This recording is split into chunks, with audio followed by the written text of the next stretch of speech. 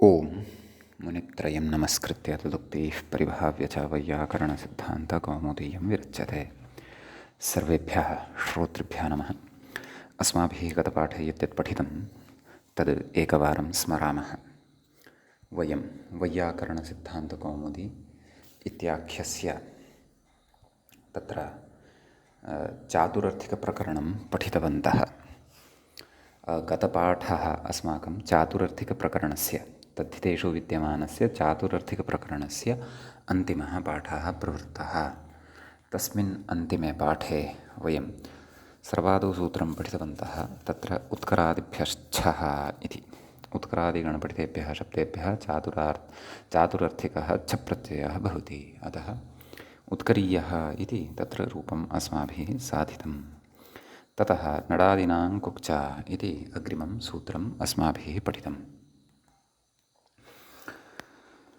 तेन नडादिगणपठितेभ्यः शब्देभ्यः छप्रत्ययः भवति। प्रकृतेः च कुगागमः भवति छप्रत्ययसन्नियोगेन, नाम छप्रत्यये परतः इति तस्य अर्थः अस्माभिः दृष्टः। नडकीयम् इत्यादीनि रूपाणि साधितानि। अत्र च छप्रत्ययः चातुरर्थिकप्रकरणस्थ एव। ततः परम् अस्माभिः गणसूत्रं पठितं कृञ्चा ह्रस्वत्वञ्च इति। नाम कृञ्चा इत्यस्मात् छप्रत्ययः भवति, कृञ्चा इत्यस्य शब्दस्य ह्रस्वत्वमपि भवति। कृञ्चकीयः इति रूपं तत्र साधितम्। पुनः अस्माभिः नडादिगणे पठितम् एकं गणसूत्रं पठितं तक्षन्नलोपश्च इति। तस्य तक्षकीयः इति उदाहरणम् अस्माभिः पठितम्। तत्र तक्षन् इत्यस्मात् शब्दात् छ प्रत्ययः किञ्च नकारस्य लोपः ई आदेशे सति तक्षकीयः इति रूपं सिद्धं भवति। तक्षकेण तक्षणान्निर्वृत्तम् इत्यादिः तत्र चतुर्थ्यां विद्यमानः अर्थः तत्र अस्माभिः गृहीतः भवति इत्यपि पठितम्। ततः परम् अस्य प्रकरणस्य नाम चातुरर्थिकप्रकरणस्य अन्तिमं सूत्रं पठितं बिल्वकादिभ्यश्चस्य लुकु इति। तत्र सूत्रार्थः दृष्टः। नडाद्यन्तर्गताः बिल्वकादयः भवन्ति, तेभ्यः छस्य अर्थात् छप्रकरण छप्रत्ययस्य लुक् भवति तद्धिते परतः इति। तत्र बिल्वाः यस्यां सन्ति सा बिल्वकीया, तस्यां भवाः वैल्वकाः इति उदाहरणं साधितं। ततः वैत्रकाः इति उदाहरणं साधितं। वैत्रकीया इति शब्दात् अणिसति, नाम छस्य लोपः तत्र कृतः। ततः तत्र प्रत्युदाहरणम् अपि पठितं। नाम छस्य इति दलप्रयोजनमपि दृष्टं। छस्य किं छमात्रस्य लुग् यथा स्यात् कुको निवृत्तिर्माभूत्। अन्यथा तत्र काचित् परिभाषा अपि अस्माभिः प्रसङ्गवशात् दृष्टा। सन्नियोगशिष्टानां सह वा प्रवृत्तिः सह वा निवृत्तिः इति कुगपि निवर्तेत। नाम यदि छस्य लोपं न कथयेम तर्हि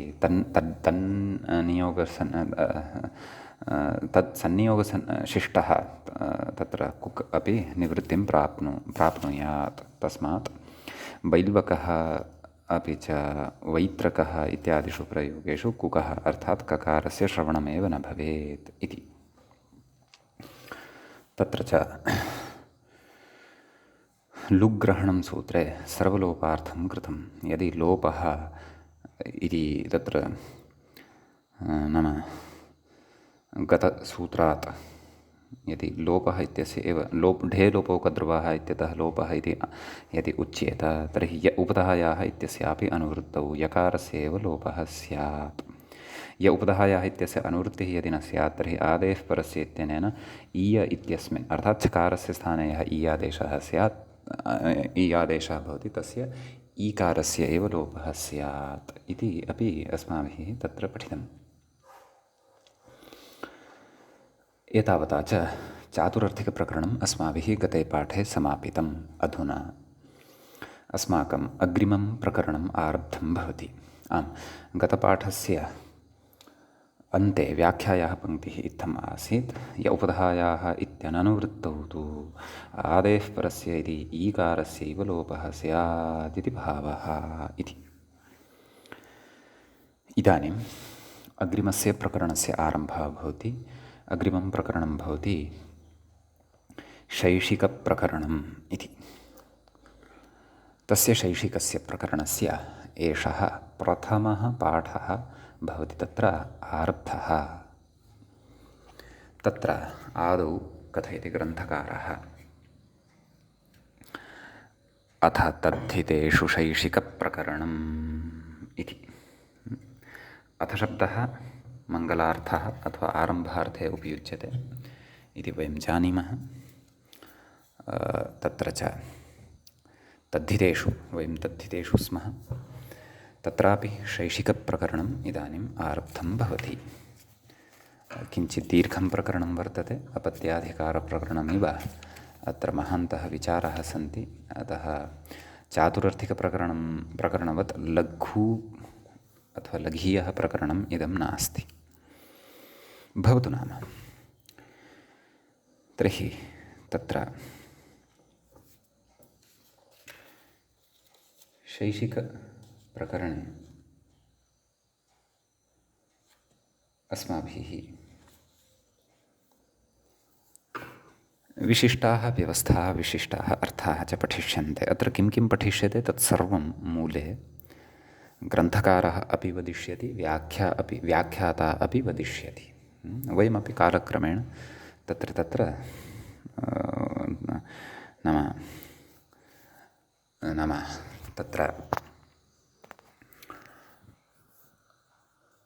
तान् अर्थान् द्रक्ष्यामः एव। अपि च पूर्वं ये अर्थाः एतावत्पर्यन्तम् अस्माभिः पठिताः वर्तन्ते, अपत्यार्थः, रक्ताद्यर्थकप्रकरणेषु च विविधाः च ये अर्थाः अस्माभिः पठिताः वर्तन्ते, तेषाम् अर्थानां स्पष्टतां च वयम् अग्रे नाम तैः अर्थैः सह तुलनां अत्र प्रकरणे पठितानाम् अर्थानाम् अग्रे वयं करिष्यामः एव। एवं खलु। अतः तत्र इदम् अस्माभिः आरभ्यते। शैशिकं नाम शेषशब्दात् पश्यन्तु। तत्र नाम प्रत्ययः अत्र ठक् वा ठञ् वा इति एतादृशः प्रत्ययः शेषे भवः इत्यस्मिन् अर्थे अथवा शेषसम्बद्धः यः सः शैशिकः अथवा उक्ताद् अन्यः यः सः शैशिकः इत्यस्मिन् अर्थे ठप् प्रत्यये सति आदिवृद्धौ शै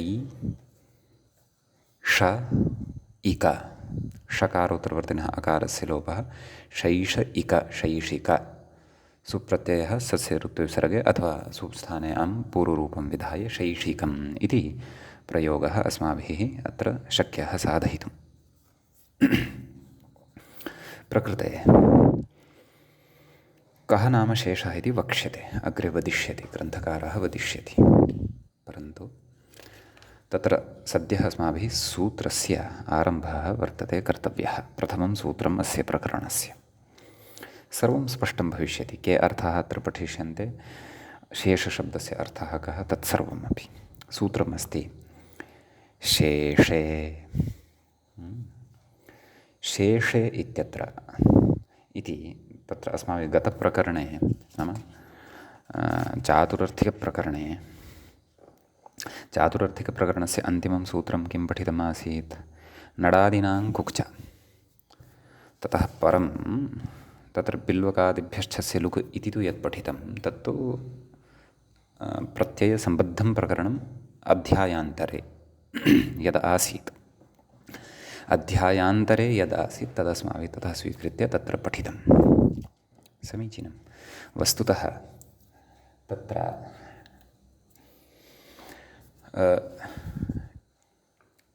नडादीनां कुक्च इत्यस्मात् साक्षात् अग्रिमं सूत्रं भवति शेषे इति। तत्र प्रत्ययः परश्च इति अनुवर्तते। सप्तमी विभक्तेः एकवचनं भवति इति उक्तमेव। तत्र कथयति व्याख्याता, अथ शैशिकप्रकरणं निरूप्यते। शेषे अणादय इति नाम अर्थः कृतः, परन्तु मूले किम् उक्तं तत् पश्यन्तु। कः नाम शेषः अत्र वयं जानीमः पाणिनीय अष्टाध्याय्यां तत्तत्प्रकरणानुरोधेन शेषशब्दः यः वर्तते तस्य अर्थः तु समानः एव, परन्तु तत्सम्बद्धः विषयः भिद्यते, एवं खलु। तर्हि उक्तात् अन्यः शेषः इति वयं जानीमः। तर्हि तत्र उच्यते, मूले पश्यन्तु, अपत्यादिचतुरर्थ्यन्तात् अन्यः अर्थः शेषः। नाम चतुरर्थ्यन्तात् नाम अपत्यादिः नाम येषाम् अर्थानाम् आरम्भः अपत्यार्थात् जातः आसीत्, ततः आरभ्य चतुरर्थ्यन्ताः, चतुरर्थी पठिता खलु अस्माभिः, तदस्मिन् अस्ति देशे तन्नाम्नि, तेन निवृत्तं तस्य विकारः अदूरभवश्च, तावत्पर्यन्तं मध्ये तेन रक्तं रागात् दृष्टं साम सास्य देवता इत्यादयः अर्थाः पठिताः अस्माभिः बहवः, प्रायः उपपञ्चदशाः वा उपविंशाः अर्थाः इतः पूर्वमस्माभिः पठिताः वर्तन्ते द्वयोः प्रकरणयोः। अपत्याधिकारप्रकरणे तु एकः एव अर्थः अपत्यार्थः, परन्तु ततः परतः ततः अग्रे रक्ताद्यर्थकप्रकरणे तेन रक्तं रागात् इत्यतः आरभ्य चातुरर्थिकप्रकरणे च चतुरः अर्थान् यावन्तः अपि अस्माभिः अर्थाः पठिताः, अर्थात् इतः पूर्वं त्रीणि प्रकरणानि वयं पठितवन्तः स्मः। तेषु त्रिषु प्रकरणेषु मुख्यतया त्रीणि प्रकरणानि, एकं तु अपत्यादिविकारसाधारणप्रत्ययान्तप्रकरणमपि अस्माभिः आरम्भे अतीवलघुप्रकरणं पठितमासीत्, परन्तु अर्थविधायकानि अपि च प्रत्ययविधायकानि प्रकरणानि तु एतावता त्रीणि एव पठितानि वर्तन्ते। तेषु त्रिषु प्रकरणेषु एतावत्पर्यन्तं यः विषयः पठितः तदेव कथयति चतुरर्थ्यन्तात् अन्यः शेषः, अन्ययोगे पञ्चमी विभक्तिः, एवं खलु। अपत्यादिचतुरर्थ्यन्तात् अन्यः यः अर्थः सः शेषः इत्युच्यते। नाम इतः परम् अस्माभिः तत्र विद्यमानानाम् अर्थानाम् अपेक्षया ये भिन्नाः अर्थाः वर्तन्ते ते अर्थाः पठिष्यन्ते इत्यर्थः। तत्र कथयति तत्राणादयः स्युः, तत्र अणादयः प्रत्ययाः भवन्ति इति। कुतः? व्याख्याता तत्र कथयति प्राग्दीव्यतोण् इत्यादि साधारणाः प्रत्ययाः इत्यर्थः इति। नाम तत्र साधारणप्रत्ययाः प्रथमे प्रकरणे लघुप्रकरणे ये साधारणप्रत्ययाः पठिताः ते भविष्यन्ति। आदिशब्देन तदेव अग्रे अणः अपवादप्रत्ययाः अपि पठिष्यन्ते, ते अपवादप्रत्ययाः अपि अत्र अस्माभिः अग्रे पठिष्यन्ते। यत्र प्रत्ययविधानं नास्ति तत्र तु प्राग्दीव्यतोण् इत्यनेन अणेव भविष्यति इति अपि अस्माभिः तत्र ज्ञेयम्। समीचीनम्। ततः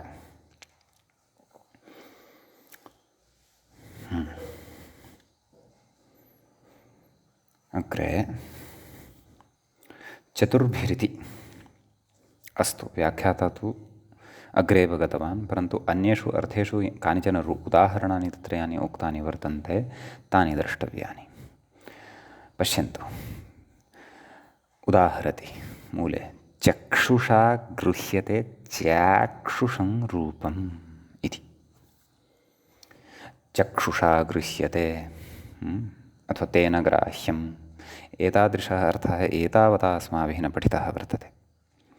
चक्षुषा गृह्यते अयमर्थः न पठितः, अतः अयम् अर्थः शेषः। अतः एव अत्र अस्मिन् अर्थे यः प्रत्ययः विधीयते अण औत्सर्गिकः अण, सः अण कीदृशः? सः अण तत्र शैषिकः अण इत्युच्यते। अर्थात् शेषे सन्ति ये अर्थाः तान् अर्थान् निमित्तीकृत्य अयं प्रवृत्तः अण शैषिकः अण इत्युच्यते। अतः चक्षुषा गृह्यते इति लौकिकविग्रहः, चक्षुष్ टा इति अलौकिकविग्रहः। ततः नैव चक्षुषा गृह्यते इति लौकिकविग्रहः खलु। आम्, चक्षुषटा अण इति अलौकिकविग्रहः।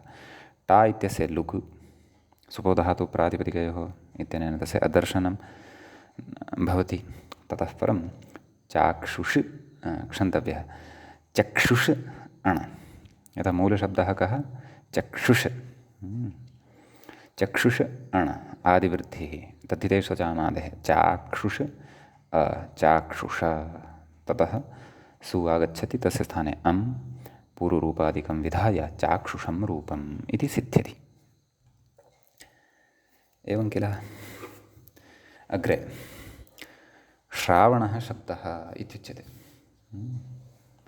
कथं तस्य विग्रहः इति चेत् पूर्वदेव विग्रहः।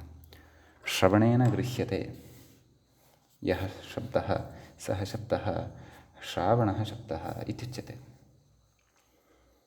एवं खलु। अतः तत्र पश्यन्तु, श्रावणः शब्दः इति उक्तं खलु। तर्हि श्रवण विग्रहः पूर्वदेव, अतः श्रवणशब्दात् तत्र अणप्रत्ययः, परन्तु श्रवणेन गृह्यते अथवा तेन गृह्यते इति अर्थः एव न पठितः अस्ति अस्माभिः। अतः एव एषः शैषिकार्थः। श्रवणशब्दात् अणि सति आदिवृद्धिः श्रावण अलोपः श्रावण सुप्रत्ययः सस्यऋत्वे विसर्गे सति श्रावणः शब्दः। नाम अयं शब्दः तादृशः शब्दः यः श्रवणेन गृह्यते। प्रयोगं दृष्ट्वा भवतां भ्रान्तिः स्यात्, किं भोः तादृशः अपि शब्दः भवति वा यः श्रवणेन न गृह्यते इति चेत् सत्यं। नित्यः शब्दः स्फोटाख्यः यः भवति आन्तरः, सः श्रवणेन गृहीतुं न शक्यते। सः तु अन्तर्चेतनया नाम अन्तः विद्यमानया चेतनया एव गृहीतुं शक्यते, योगबलादेव तस्य परिचयः प्राप्तुं शक्यते। अस्तु, सः दार्शनिकः पक्षः व्याकरणस्य भवति। तस्य रहस्योद्घाटनं वाक्यपदीयम् अपि च व्याकरणस्य दार्शनिकग्रन्थेषु भूषणसारादिषु भवति। अग्रे औपनिषदः पुरुषः इति अस्ति। तत्र विग्रहः उपनिषदि ज्ञातः इत्यपि विग्रहः भवितुम् अर्हति, अथवा उपनिषदि ख्यातः इत्यपि विग्रहः भवितुम् अर्हति, अथवा उपनिषदि ज्ञापितः पुरुषः। यः कोऽपि अर्थः तादृशः अत्र स्वीकर्तुं शक्यते, यः अर्थः एतावता अस्माभिः पूर्वं न चर्चितः, परन्तु अर्थस्य स्वीकारः प्रसङ्गं सन्दर्भं दृष्ट्वा युक्तिं च दृष्ट्वा अस्माभिः कर्तव्यः। यः कोऽपि अनिष्टार्थः बुद्धौ स्थापितः तद् अनिष्टार्थम् आदाय अनपेक्षितसन्दर्भे अनपेक्षितरूपस्य साधना अपि न युज्यते। सम्यक्। अस्तु, तर्हि उपनिषद् शब्दः दकारान्तः अणप्रत्ययः आदिवृद्धिः औपनिषद् औपनिषद सुप्रत्ययः सस्यऋत्वे विसर्गे सति औपनिषदः इति प्रयोगः सिद्धः भवति। पुरुषः इत्यस्य विशेषणं तद्भवति इति कृत्वा पुंलिङ्गे एव इदमपि विशेषणं सिद्ध्यति। समीचीनं। ततः कथयति अग्रे दृशदि पिष्टाः दार्शदाः सक्तवः इति। एवं किल। दृशत् अर्थात् पाषाणः। तस्मिन् पाषाणे दृशदि पिष्टाः, पाषाणस्य चक्रद्वयं भवति खलु। तद् जलेन यदा तस्य भ्रमणं भवति, चलति, तत्र धान्यकणाः स्थाप्यन्ते, तेषां पेषणं भवति। पेषणानन्तरं यः चूर्णविशेषः लभ्यते सः पिष्टम् इत्युच्यते। एवं खलु। अथवा पेषितं यद्भवति तत् पिष्टं भवति। तद् यत्किमपि भवितुमर्हति, गोधूमो वा अथवा माषबीजानि वा यत्किमपि। अस्तु, तर्हि किमुच्यते? दृशदि पिष्टाः दार्शदाः सक्तवः। तर्हि दृशदि पिष्टाः इति अर्थः तु अस्माभिः न दृष्टः एतावता, तथापि अस्मिन् अर्थे तत्र अणप्रत्ययः उत्सर्गतया कर्तुं शक्यते अस्य अर्थस्य शेषे अन्तर्भावत्वात्। अतः दृशद् इत्यस्मात् शब्दात् अणप्रत्ययः आदिवृद्धिः ऋवर्णस्य रपरस्सति सा वृद्धिः प्रवर्तते। अतः दार्शद् मेलनेन दार्शद। सक्तवः इति बहुवचने पुल्लिङ्गे च वर्तते, अतः दार्शद इति अकारान्तस्य शब्दस्यापि बहुवचने एव अत्र प्रयोगः कृतः वर्तते। दार्शदाः सक्तवः इत्युक्त्वा अग्रे उलूखले क्षुण्णः उलूखलो यावकः इति। तत्र तन्नाम उलूखलं नाम तदेव पुरा तत्र खलपूः भवति स्म खलु। खलपू यत्र धान्यादीनां परिष्कारः क्रियते तत्र भूमौ एकः पाषाणविशेषः अथवा पाषाणस्य पात्रविशेषः भूमौ स्थाप्यते स्म। तदतीव सुदृढं भवति स्म। तस्मात् उपरिष्टात् दण्डविशेषेण प्रहारं कृत्वा धान्यानां तत्र कुट्टनं क्रियते स्म। तेन धान्यानाम् अवकरः पृथक् भवति स्म। धान्यानां शुद्धं च रूपम् अस्माभिः प्राप्यते स्म। एवं खलु। तद् उलूखलम् इत्युच्यते। अतः उलूखले क्षुण्णः अर्थात् तदेव तत्र दण्डविशेषेण प्रताडितः अथवा दण्डविशेषेण तत्र उपरिष्टात् यस्य प्रतिघातः क्रियते ततः तस्मात् यथा व्रीहिः भवति खलु, व्रीहेः आवरणं पृथक् भवति, तण्डुलः लभ्यते यत्कर्मणि तत्कर्म तदर्थमुच्यते क्षुण्णः। नाम क्षुण्णः कः क्षुण्णः? यावकः। यावकः नाम यवानां समूहः अथवा यवाख्यः धान्यविशेषः। सः यावकः कः? औलूखलः यावकः इत्युच्यते।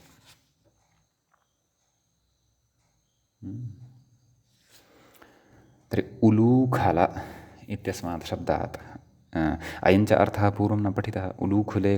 उलूखले क्षुण्णः इति अर्थः पूर्वं क्व पठितः? न खलु पठितः। अतः उलूखल इत्यस्मात् शब्दात् अणप्रत्ययः।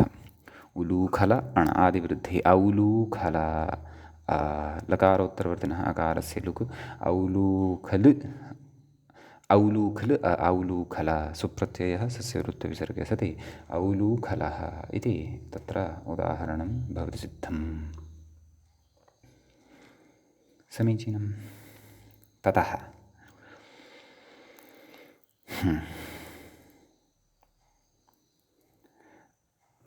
अश्वैः उह्यते आश्वो रथः इति। अयमर्थः न पठितः अस्माभिः पूर्वम् एतावता, अतः शेषे तस्य अन्तर्भावः। अयं रथः अश्वैः उह्यते। उह्यते अर्थात् तैः कर्ष्यते अथवा उत्थाप्यते अथवा कर्षणं कृत्वा नीयते। सः रथः आश्वः रथः भवति। अतः अश्वशब्दात् अत्रापि यः अण सः शैषिकः, औत्सर्गिकः अण सः शैषिकः। कुतः? यथा एतावता नोक्तः। अतः अश्वशब्दात् अणप्रत्ययः आदिवृद्धिः अन्यत् कार्यं भवन्तः जानन्ति। अकारलोपः आश्व सुप्रत्ययः सस्य ऋत्विसर्गे सति आश्वः इति प्रयोगः सिद्धः भवति। एवमेव अग्रिमम् उदाहरणम्। चतुर्भिः उह्यते चातुरं शकटं। तत्र व्याख्याता किं कथयति पश्यन्तु। अश्वादिभिः इति शेषः। चतुर्भिः अश्वादिभिः उह्यते। तत्र अश्वैः इति वक्तुं नेष्टं। कैश्चित् चतुर्भिः तावदेव इत्येव इष्टम्, इत्येव वक्तुम् इत्येव विवक्षितं। तत्र सङ्ख्यात्वेन एव ते चत्वारः विवक्षिताः। ते चत्वारः के इति न विवक्षितं। तर्हि तादृश अवस्थायामपि चतुर्भिः उह्यते चातुरं शकटम् इति वक्तुं तत्र चतुर्भिः उह्यते इति अर्थः पूर्वं न पठितः। अतः तस्य शेषे अन्तर्भावः। अतः प्रकृते क्षन्तव्यः चतुर् इति संख्यावाचकः शब्दः रेफान्तः यः तस्मात् अणप्रत्ययः आदिवृद्धिः चातुर् मेलनेन चातुर सु अं पूर्वरूपं चातुरं शकटम् इति। एवं खलु। अपि च तत्र मरणशय्या भवति खलु, अन्तकाले चतुर्भिः एव उष्यते खलु, तर्हि सा मरणशय्या चातुरी वर्णशय्या इति क्षन्तव्यः, चातुरी मरणशय्या कुतः चतुर्भिः उष्यते इति। एवं तत्तत् लोके तं तं प्रसङ्गं दृष्ट्वा तत्र तत्र वयं तस्य एतेषां प्रयोगं कर्तुं शक्नुमः। ततः अग्रे चतुर्दश्याम् इति कथयति व्याख्याता।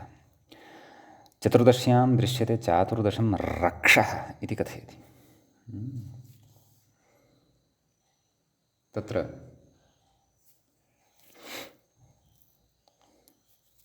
नाम रक्षः नाम राक्षसविशेषः।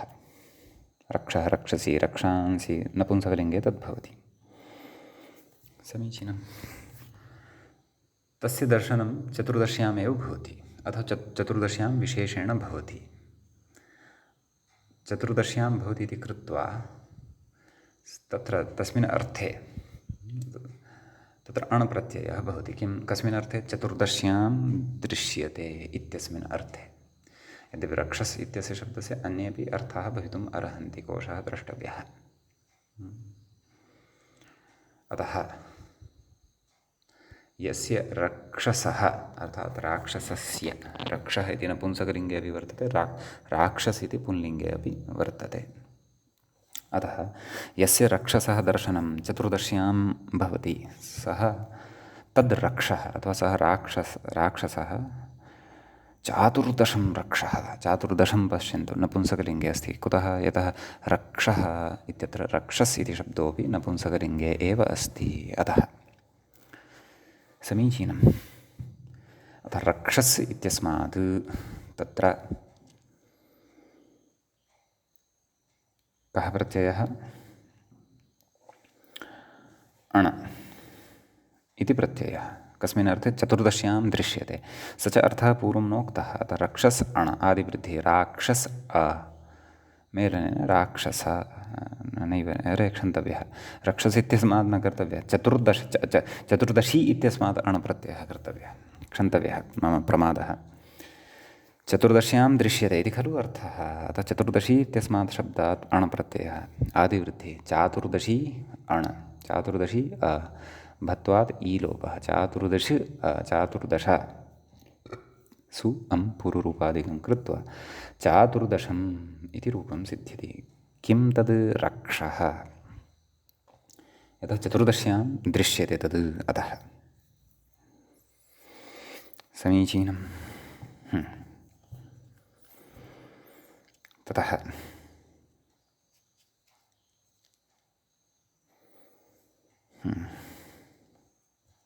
व्याख्याता तत्र कथयति, कृष्णचतुर्दश्यां रात्रौ रक्षांसि दृश्यन्ते इत्यागमः। आगमशास्त्राणि तथा कथयन्ति। तत्र तन्त्रग्रन्थाः, आगमग्रन्थाः अपि वर्तन्ते। वैदिकी का दृष्टिः अत्र भवितुमर्हति तत्तु चिन्तनीयम्। अथवा भाष्यादिषु अथवा काशिकादिषु अपि इमानि उदाहरणानि सन्ति वा इति द्रष्टव्यम्। अथवा वैदिके वाङ्मये रक्षस् शब्दस्य कः अर्थः, किम् अत्र वयम् अपरया दृष्ट्या अपि समाधानं कर्तुं शक्नुमः, अथवा अर्थस्य प्रकटनं कर्तुं शक्नुमः।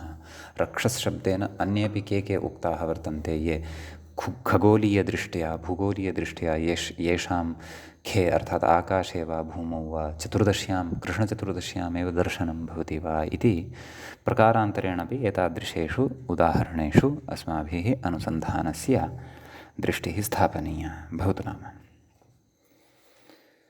आगमग्रन्थे ये राक्षसाः चर्चिताः ते तु सः तु एकः पक्षः, तस्य तत्र प्रत्यक्षीकरणं भवति वा न वा, अथवा कैः कृतं वा न वा इति तु द्रष्टव्यम्। अथवा स्वयमेव बहिः कृष्णचतुर्दश्यां निर्गत्य द्रष्टव्यं, राक्षसाः दृश्यन्ते वा न वा, अथवा रक्षांसि दृश्यन्ते वा न वा इति। अस्तु, प्रसङ्गानुरोधेन किञ्चिदुक्तं, यद्यपि अत्र तु अस्माकं सद्यः प्रयोजनम् उदाहरणस्य सिद्धिरेव। समीचीनं। ततः कथयति। शेषे इति लक्षणं च अधिकारश्च इति मूले उच्यते। तत्र व्याख्याता कथयति पश्यन्तु। नाम प्रदर्शितेषु ग्रहणाद्यर्थेषु, ग्रहणादयः अर्थाः दर्शिताः खलु, एतावता अस्माभिः पठिताः खलु, तेषु उत्तरसूत्रैः अनुपात्येषु अणादिविधायकम् इत्यर्थः। अणादिविधायकम् इत्यर्थः कः? शेषेति सूत्रं, लक्षणं मूले उक्तं खलु, शेषेति लक्षणं, लक्षणम् अर्थात् तत्र सूत्रं। तर्हि शेषेति सूत्रं यद् वर्तते तत्सूत्रं लक्षणं, नाम शेषे इति लक्षणमपि भवति, अधिकारोऽपि भवति। लक्षणं नाम सूत्रमपि भवति, अधिकारोऽपि वर्तते इति। तत्र व्याख्यात्रा उक्तमेव खलु, प्रदर्शितेषु ग्रहणाद्यर्थेषु, ये अधुनैव अस्माभिः केचन अर्थाः पठिताः, ग्रहणादयः ये अर्थाः पठिताः, तेषु उत्तरसूत्रैः अनुपात्येषु, नाम उत्तरतः, नाम अग्रे पठितैः सूत्रैः ते अर्थाः नोक्ताः वर्तन्ते, बहुभिः ते अर्थाः नोक्ताः वर्तन्ते। अतः तेषु अणादिविधायकमपि इत्यर्थः, नाम अणादिविधायकमपि इदमेव सूत्रं भवति। उत्सर्गतया यः अण, एवं खलु। अपि च केषुचित् सूत्रेषु अग्रे अर्थः न उक्तः, प्रत्ययः उक्तः, परन्तु प्रत्ययः उक्तः, अर्थः न उक्तः। तत्र शेषे इत्यनेन औत्सर्गिकः अण वक्तव्यः इति। नाम इदं लक्षणम् अपि अस्ति, अधिकारोऽपि वर्तते। तत्र कथयति, अधिकारत्वे तु उत्तरसूत्रेषु एव अनुवृत्तिलाभात् इदं न सिद्ध्येत् इति भावः। नाम यदि अधिकारत्वम् अस्य स्वीक्रियेत, केवलः अयम् अधिकारः एव वर्तते इति यदि उच्येत, तर्हि उत्तरसूत्रेषु एव अनुवृत्तिलाभात्, नाम इतः अग्रे विद्यमानानि यानि सूत्राणि सन्ति तेषु एव अस्य अनुवर्तनं गच्छेत्, अनुवर्तनं भवेत्। तर्हि लाभात् इदं न सिद्ध्येत् इति भावः। इदं किं नाम अस्य लक्षणत्वं न सिद्ध्येत्। अपि च ये अर्थाः अग्रे नोक्ताः वर्तन्ते, एवं किल, शेषे अपि विद्यमानाः ये अर्थाः अग्रे नापि उक्ताः वर्तन्ते, के चक्षुषा गृह्यते, अथवा पिषति दृशति पिष्टाः, उलूखले क्षुण्णाः, अश्वैः उष्यः, चतुर्दश्यां दृश्यते इत्यादयः ये अर्थाः अग्रे नापि उक्ताः वर्तन्ते, तेषु तत्र उत्सर्गतया अणः प्रवृत्तिः न स्यात्। अपि च ते नाम तद्भिन्नाः अर्थाः शेषकोटौ नापि अन्तर्भूताः स्युः यदि अस्य केवलम् अधिकारत्वमेव उच्यते इति अत्र विचारः क्रियमाणः वर्तते। अतः इदं लक्षणमपि वर्तते, अर्थात् अणप्रत्ययस्य विधायकमपि वर्तते औत्सर्गिकस्य। अपि च उत्तरतः अस्य अधिकारः अपि गच्छति। अग्रे ये अर्थाः, ये प्रत्ययाः उक्ताः वर्तन्ते तेषु इदं गत्वा अग्रे कार्यं करिष्यति। अग्रे केवलः अर्थः उक्तः वर्तते यदि, तर्हि एतेन अणप्रत्ययः वक्ष्यते। अग्रे केवलः प्रत्ययः एव उक्तः अस्ति यदि, तर्हि एतेन तत्र कश्चन शैषिकः विशिष्टः अर्थः वक्ष्यते। अतः इदं लक्षणमपि वर्तते, अधिकारोऽपि वर्तते इति अत्रैव दृढतया स्पष्टता कर्तव्या। तेन उत्तरोत्तरं ये सिद्धान्ताः अस्माभिः पठिष्यन्ते तेषां सिद्धान्तानां ज्ञानार्थं भविष्यति किञ्चन सौकर्यम् इति बुद्धौ स्थापनीयम्। समीचीनं। ततः परम् आमाम् अधिकारश्चेति इति अग्रेपि कथयन्नस्ति खलु, उत्तरसूत्रेषु अनुवृत्त्यर्थः च इत्यर्थः इति। नाम अस्य अधिकारत्वं कुतः, नाम उत्तरसूत्रेषु अस्य अनुवर्तनं गच्छेत् इति। तत्र कारणं नाम अधिकारत्वं कुतः मन्यते, तत्र कारणं कथयति स्वरितत्वात् इति भावः। नाम अत्र अस्य स्वरितत्वं वर्तते, ते स्वरिताः न दृश्यन्ते, परन्तु शिष्यपरम्परया अस्माभिः ज्ञायते क्व स्वरितः वर्तते क्व च न वर्तते। अतः स्वरितेनाधिकारः इति नियमं पुरस्कृत्य प्रकृते अपि तत्र अस्माभिः शैशिकः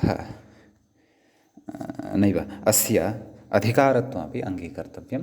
किञ्च लक्षणत्वं तु अस्य अस्ति एव, तत् किमर्थं तद् उक्तमेव, विस्तरेण अग्रे अग्रेपि ज्ञास्यते। अधिकारत्वमेव अस्य भवेत्, लक्षणत्वम् अस्य न भवेत्। तर्हि अग्रे अग्रे ये ये अर्थाः उक्ताः सन्ति तेषु अर्थेषु एव अस्य प्रवृत्तिः स्यात्। तदतिरिक्ताः ये अर्थाः चक्षुषा गृह्यते इत्यादयः ये अर्थाः वर्तन्ते तत्र प्रवृत्तिः न स्यात्। अतः एषः विषयः पुनरपि यत्र उच्यते स्पष्टीकर्तव्यः। अत्र यत्र अग्रे अग्रे केवलः अर्थः उक्तः वर्तते तत्रापि अणप्रत्ययः भवतु, अपि च यत्र अग्रे अग्रे केवलाः शब्दाः एव उक्ताः वर्तन्ते परन्तु प्रत्ययविधानं न उक्तं वर्तते, तत्र एतेन शेषे इत्यनेन एव तत्र आगत्य व्यवस्था करिष्यते यद् अत्र अण इति प्रत्ययः भवतु इति। एवं खलु? यद्यपि वस्तुतः तदेव नाम अत्र इयमेव स्पष्टता दार्ढ्येन बुद्धौ स्थापनीया भवति यत् अग्रे उक्तेभ्यः अर्थेभ्यः नाम यावत्पर्यन्तम् अस्य अधिकारः गच्छति तेभ्यः अवशिष्टाः ये सन्ति अर्थाः तेषु तर्हि अस्य प्रवृत्तिः न स्यात्, ये च इतः पूर्वम् अस्माभिः न पठिताः। यदि इदं लक्षणं न स्यात् नाम अणप्रत्ययस्य विधायकं सूत्रम् इदं न स्यात्, अतः सः विशेषः अत्र उच्यते।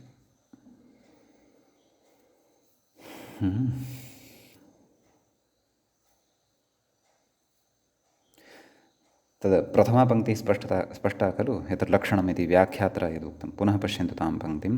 प्रदर्शितेषु ग्रहणाद्यर्थेषु उत्तरसूत्रे हि अनुपात्तेषु नाम ते ग्रहणाद्यर्थाः ये वर्तन्ते ते उत्तरसूत्रे नोक्ताः वर्तन्ते,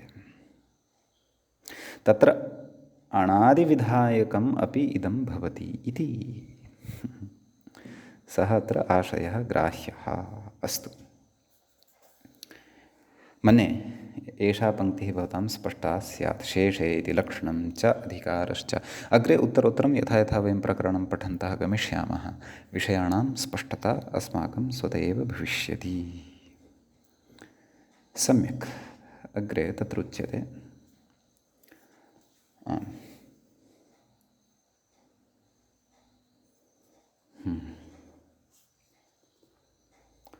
अधिकारस्योत्तरावधिमाः नाम पूर्वावधिः तु इतः स्पष्टः भवति, नाम कुतः एषः अधिकारः आरब्धः भवति नाम चतुर्थाध्यायस्य द्वितीयपादस्य 29तमात् सूत्रात् आरभ्य एषः नाम तत् सूत्रं शेषे इत्येव ततः आरभ्य तत्र शेषाधिकारः भवति इति विषयस्तु स्पष्टः। परन्तु उत्तरावधिः क्व यावत् नाम क्व यावत् अयं शेषाधिकारः गच्छति इति तत्र कथयति व्याख्याता। तस्य विकार इत्यतः प्राग् इति मूले पश्यन्तु। तस्य विकारः इत्यतः प्राक् शेषाधिकारः इत्युच्यते।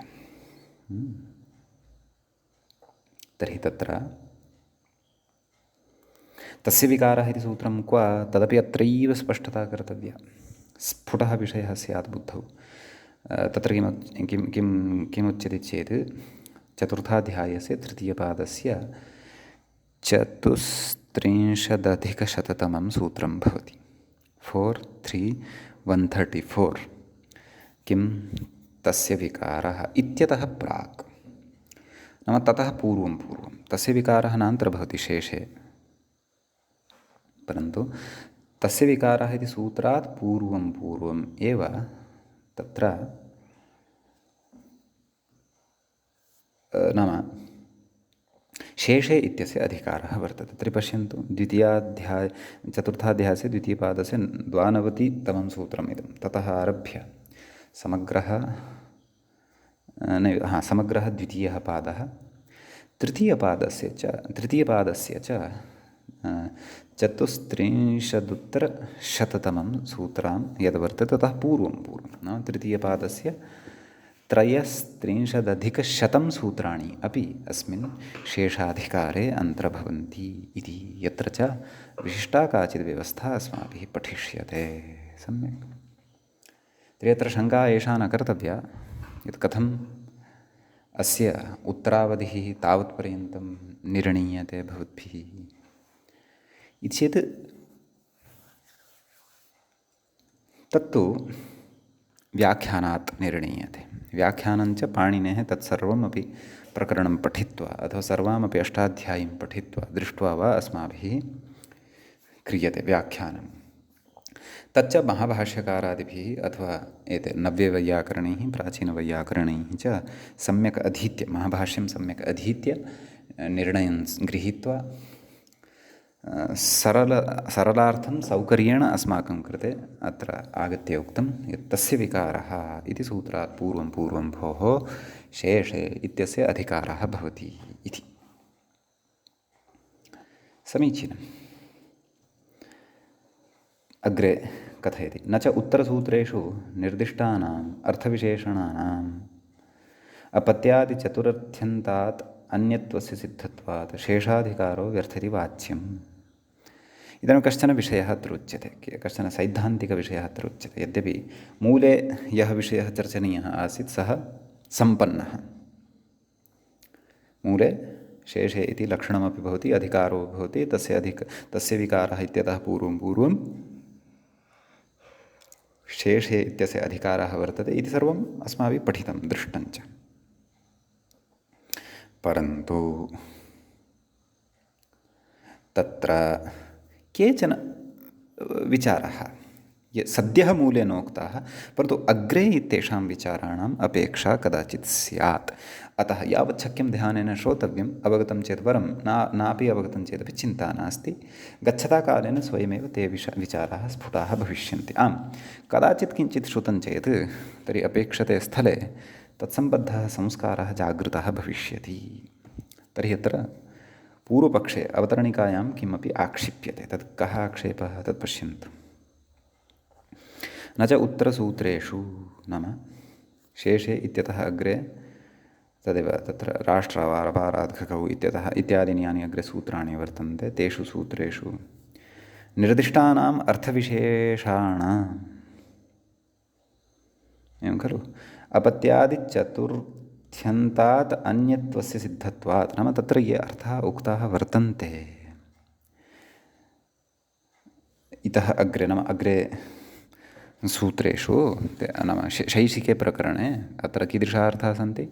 तत्र जातः क्रीतलब्धक्रीतकुशलाः प्रायभवः सम्भूते उक्ते देयमृणे व्याहृतिमृगः, तत् एतादृशाः बहवः अर्थाः तत्र उक्ताः वर्तन्ते। तर्हि तेषु उत्तरेषु सूत्रेषु निर्दिष्टानाम् अर्थविशेषाणां नाम ये विशिष्टाः अर्थाः अग्रे उक्ताः वर्तन्ते, ते कीदृशाः? अपत्यादिचतुरर्थ्यन्तात् तेषाम् अन्यत्वं वर्तते। यथा उदाहरणाय तत्र जातः इति अर्थः कश्चन अग्रे उक्तः शैशिके, परन्तु सः एतावता नाम अपत्यादिप्रकरणादारभ्य अपत्याधिकारादारभ्य चातुरर्थिकप्रकरणं यावत् सः अर्थः नोक्तः। अतः सः तत्र नोक्तः इति कृत्वा, तस्मात् भिन्नः सः इति कृत्वा स्वयमेव सः शेषकोटुः अन्तर्भवत्येव खलु, तस्य अन्यत्वं सिद्ध्यत्येव खलु। तदेव कथयति, चतुर्थ्यन्तात् अन्यत्वस्य सिद्धत्वात् शेषाधिकारः व्यर्थ इति वाच्यम्। नाम शेषाधिकारः व्यर्थः इति न वक्तव्यम्, एवं खलु। नाम ते भिन्नाः अर्थाः स्वयमेव सन्ति, अतः स्वयमेव ते अपत्यादिचतुर्थ्यन्तात् अन्यत्वं भजन्ते एव ते अर्थाः, अतः किमर्थं शेषे इति उक्त्वा तेषां पृथक्करणं कर्तव्यम् इति न वक्तव्यं। नाम शेषे इति अपेक्षितमेव इति तस्य कृते उच्यते। तत्र अग्रे कारणं कथयति, तस्येदम्। अग्रे एकः अर्थः पठिष्यते, कः? तस्येदं। चतुर्थाध्यायस्य तृतीयपादस्य 20-शततमं सूत्रं भवति, 120। किं? तस्येदं। तत्रुच्यते, तस्येदम् इत्यादौ अपत्यादिचतुर्थ्यन्तार्थानां ग्रहणाभावाय तदावश्यकत्वात् इति। एवं खलु? तस्येदम् इत्यनेन अपत्यादिचतुर्थ्यन्तानामपि ग्रहणं भवितुम् अर्हति। एवं खलु? तस्येदम् इत्यस्मिन् अर्थे च तत्र अन्येपि केचन प्रत्ययाः उक्ताः वर्तन्ते। ते च अपत्यादिषु अर्थेषु सङ्क्रान्ताः न स्यात्, अतः तस्येदम् इति। तत्र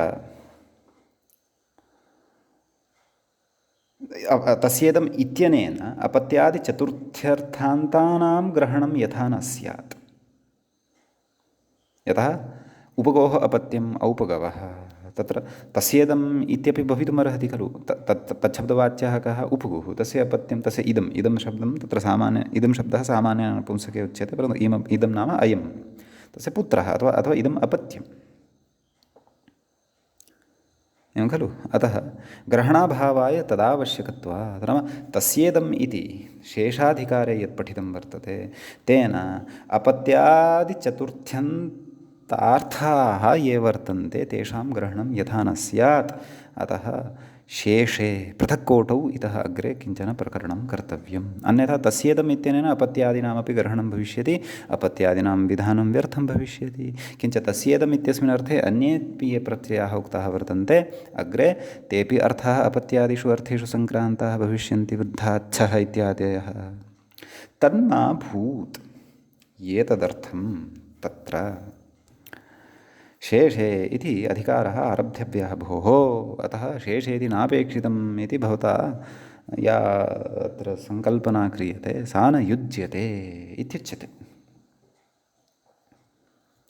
एवं खलु? अग्रे पुनः अन्यं पूर्वपक्षं निवारयति, तस्य निरासं करोति। अग्रे उच्यते, न च प्रदर्शितेषु ग्रहणाद्यर्थेषु। एवं खलु? के अर्थाः क्व प्रदर्शिताः? आरम्भे शेषे इत्यस्य उदाहरणत्वेन प्रदर्शिताः खलु। चक्षुषा गृह्यते, एवं खलु? उपनिषदि ज्ञातः, पिषति पिष्टः, उलूखले क्षुण्णः इत्यादयः अर्थाः अश्वैः उह्यते, चतुर्भिः उह्यते अथवा चतुर्दश्यां दृश्यते। एते तु केचन तत्र ग्रहणाद्यर्थाः उक्ताः, इतोपि अधिकाः भवितुम् अर्हन्ति। अस्तु, प्रकृते किं कथयति? न च प्रदर्शितेषु ग्रहणाद्यर्थेषु तस्येदम् इत्येव अणासिद्धेः शेषे इत्यस्य विधित्वं नाश्रयणीमिति वाच्यम्। इदानीं पूर्वपक्षी एवं खण्डयन् अस्ति, नाम शेषे इत्यस्य लक्षणत्वम् अथवा विधित्वं नाश्रयणीयं, तेन अणपि भवति इति न वक्तव्यं। कुतः? तत्र ये अर्थाः भवता अधुना प्रदर्शिताः ग्रहणादयः, तत्र प्रत्ययः तस्येदम् इत्यनेन एव सिद्धं भविष्यति। ग्रहणाद्यर्थेषु तस्येदम् इत्येव अणादिसिद्धे, नाम अनेनैव तत्र अणादीनां सिद्धिः भविष्यति। एवं खलु? अणासिद्धेः शेष इत्यस्य विधित्वं नाश्रयणीयं, नाम शेष इत्यनेन एतस्य अधिकारत्वमेव आश्रयणीयं, विधित्वं नाश्रयणीयम् इति यदुच्यते भवता पूर्वपक्षिणा, तदपि न वाच्यम् इति तस्य कृते उच्यते, तदपि न वक्तव्यं। कुतः? शैषिकान् मतुवर्थीयात् इत्यादौ प्रदर्शितग्रहणाद्यर्थकानामपि ग्रहणलाभाय तदावश्यकत्वात् इति। तत्र एका कारिका वर्तते, सा कारिका किञ्चिदत्र स्मर्तव्या, यद्यपि मूले अग्रे वक्ष्यते। तदस्यास्तस्मिन् इति मतुः वा अथवा नैव अन्यत्र क्वचित् भाष्यस्था सा कारिका भवति, सा कारिका अत्र श्रोतव्या, सामान्येन अर्थः अपि द्रष्टव्यः। किमुच्यते? शैषिकान् मतुवर्थियात् शैषिको मतुवर्थिकः सरूपः प्रत्ययो नेष्टः सन्नन्तान् न सनिष्यते इत्युच्यते। तस्याः कारिकायाः अर्थः कः नाम शैषिकः कश्चन प्रत्ययः यः अस्ति तस्मात् अपरः शैषिकः प्रत्ययः सरूपः नेष्यते। यदि तत्सदृशः एव सः प्रत्ययः अस्ति तर्हि एवमेव मतुबर्थात् मतुबर्थिकः नेष्टः। मतुबर्थे कश्चन प्रत्ययः बहवः प्रत्ययः विधीयन्ते अग्रे पठिष्यते। मतुबर्थे कश्चन प्रत्ययः तस्मात् पुनः मतुबन्तात् मतुप्रत्ययः न भवति। यथा उदाहरणाय एकं गृह्णामि शैषिकार्थे गृह्णामि चक्षुषा गृह्यते चाक्षुषं रूपं सम्यक् चाक्षुषम् इति अणप्रत्ययान्तं स च अण कीदृशः शैषिकः। इदानीं तस्मात् पुनः अण शैषिकः सरूपः एव न कर्तुं शक्यते अर्थात् चाक्षुषेण गृह्यते चाक्षुषम् इति न भवति इति उच्यते एतया कारिका। एवमेव मतुबर्थान् न मतुबर्थः इष्टः। उदाहरणाय बुद्धिः अस्य अस्ति इति बुद्धिमान् बुद्धिमत् इति शब्दः भवति तत्र मतुप्रत्ययः भवति। तर्हि बुद्धिमत् अस्मिन् अस्ति इत्यस्मिन् अर्थे पुनः बुद्धिमत् शब्दात् मतुप्रत्ययः कर्तुं न शक्यते। अन्यथा बुद्धिमन्मत् बुद्धिमन्मान् इति इत्यादीनि अनिष्टानि रूपाणि भविष्यन्ति।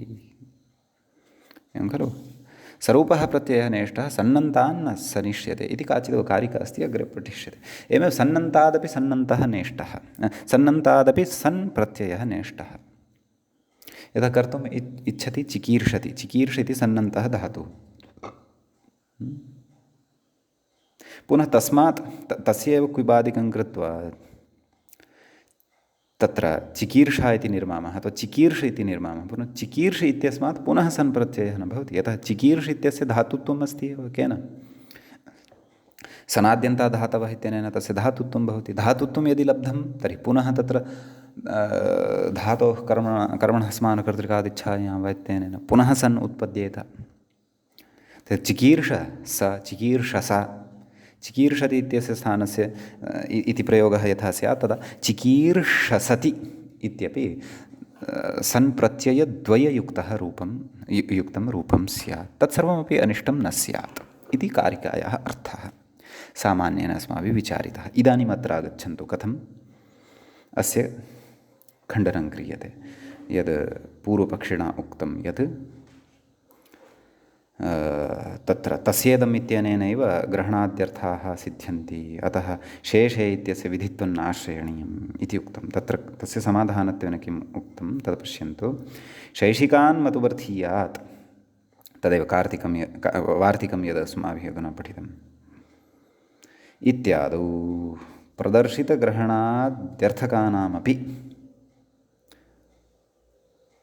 खलु तत्र येषाम् अर्थः अधुना उक्तः ग्रहणाद्यर्थाः ये उक्ताः ग्रहणलाभाय नाम तेषामपि तत्र ग्रहणं भवतु तदावश्यकत्वात् नाम तेपि शेषकोटौ अन्तर्भवन्तु तत्रापि एषः नियमः उपस्थितः भवतु यत् प्रकृते शैषिकात् शैषिकः नेष्टः।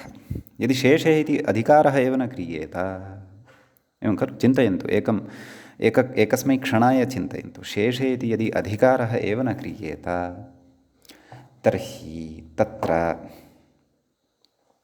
शेषे इति अधिकाराभावे अयं शैषिकः इति व्यवहारः एव न भविष्यति वा न वा। तर्हि तस्येदम् इत्यनेन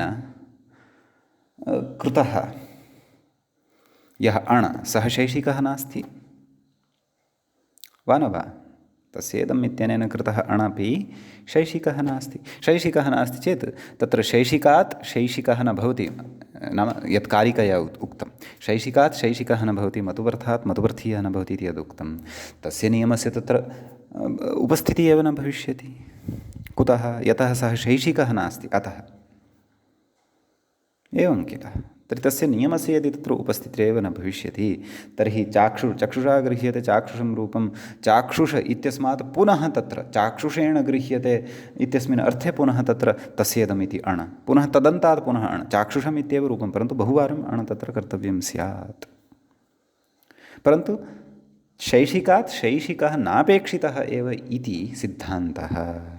उक्तेषु अर्थेषु नाम ग्रहणाद्यर्थेषु तत्रापि प्रक्रान्तः स्यात्, तत्रापि तस्य सिद्धान्तस्य उपस्थितिः स्यात्। यः सिद्धान्तः कारिकया भाष्ये उक्तः शैशिकात् मतुवर्तीयात् शैशिको मतुवर्तीयः स्वरूपः प्रत्ययः नेष्टः इति एतदर्थं तत्र अस्माभिः किं कर्तव्यमिति चेत् शेषे इति सूत्रं विधेयकोटौ नाम विधित्वकोटौ अपि उपनिवेशनीयं नाम तस्य लक्षणत्वमपि अङ्गीकर्तव्यं। तद् सूत्रं विधिसूत्रमपि अस्ति अर्थात् लक्षणम् अपि अस्ति, अधिकारस्तु वर्तते एव।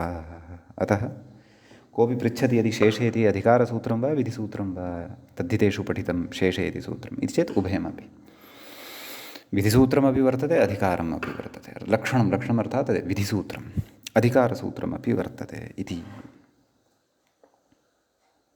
सम्यक् अग्रे कथयति। इदन्त्वेन भासमानम् अपत्याद्यपि न शेषः खलु तस्येदम् इति तस्यापत्यम् इत्यस्य कृते तस्येदम् इति कथयामः। अतः नाम तस्येदम् इत्यनेन यद् भासमानं यस्य अर्थात् भानं जायते अपत्यादि तदपि न शेषः एवं खलु। कुतः तत्र उच्यते इदं विशेषा ह्येते अपत्यं समूहो विकारः निवासः इति भाष्यात् इति नाम भाष्यप्रामाण्यात् एवं किल। अन्यथा इदन्त्वेन भासमानाः ये अपत्यार्थकाः प्रत्ययाः वर्तन्ते तर्हि तेषामपि शैशिककोटौ अन्तर्भावः स्यात्। शैशिककोटौ अन्तर्भावः यदि स्यात् तर्हि उपगोः अपत्यम् औपगवः सत्यं, परन्तु तत्र उपगोः अपत्यम् औपगवः एवं खलु उपगोः युवापत्यम् औपगविः एवं खलु अदन्तात् इञ भवति सोऽपि अपत्यार्थकः एव प्रत्ययः। अतः सर्वविधस्यापि अपत्यार्थकस्य प्रत्ययस्य शैशिकत्वं स्यात्। शैशिकत्वे सति शैशिकात् शैशिकत्वं न स्यात् इति आपत्तिः तत्र स्यात्। अतः तस्येदम् इत्यनेन इदन्त्वेन भासमानाः ये वर्तन्ते अपत्यादयः तेषां शैशिकत्वं नास्ति, अन्यथा अनिष्टता भविष्यति। तस्य प्रामाण्यं भाष्ये द्रष्टव्यं। तत्र उक्तम् इदं विशेषा ह्येते अपत्यं समूहो विकारो निवासः इति भाष्ये नाम इदं विशेषाः सन्ति परन्तु इदं कोटौ नान्तर्भवन्ति इति इदं विशेषाः इत्येव उच्यते। सम्यक् विशेषाः नाम तस्मात् भिन्नाः इति विउपसर्गपूर्वक शिषधातोः भिन्नत्वं भिन्नार्थः खलु उच्यते। अतः एतेभ्यः भिन्नाः एते वर्तन्ते अपत्यादयः अर्थाः इत्युच्यते। आम् समूहार्थः पूर्वं पठितः अस्ति, विकारार्थः निवासार्थः तु अग्रे पठिष्यते। तेषां तस्येदम् इत्यत्र ग्रहणाभावे किं प्रयोजनं तत्तु अग्रे ज्ञास्यते, तद्वयम् अग्रे पठिष्यामः। तत्र कथयति प्रपञ्चितं चैतत् तस्यापत्यम् इत्यत्र तस्येदम् इत्यपत्येऽपि इत्यादि श्लोकवार्तिकव्याख्यावसरे इति एवं किल। तत्र तस्यापत्यम् इति सूत्रपठनसमये अस्माभिः एकं वार्तिकं विस्तरेण व्याख्यातम् आसीत्, भवन्तः स्मरेयुः। तस्येदमित्यपत्येऽपि बाधनार्थं कृतं भवेत् उत्सर्गशेष एवासौ वृद्धान्यस्य प्रयोजनम् इति सविस्तरम् अस्माभिः तत्र व्याख्यानं कृतम् इति कथयन्नस्ति व्याख्याता। प्रपञ्चितं चैतत् तस्यापत्यम् इत्यत्र तस्येदम् इत्यपत्येऽपि इति इत्यादि श्लोकवार्तिकव्याख्यावसरे। अतः तत्रत्यं विषयमपि सकृत् यदि दृष्ट्वा अत्र पुनः चिन्तनं भवन्तः कुर्वन्ति सः विषयः अपि दृढः भविष्यति, अत्रत्यः विषयः अपि पूर्णतया बुद्धौ स्थास्यति इति शेषे इति सूत्रगतः विशेषः अस्माभिः अद्य अस्मिन् पाठे पठितः। इतः अग्रे अग्रिमं सूत्रम् आदाय वयम् अग्रिमे पाठे पठिष्यामः।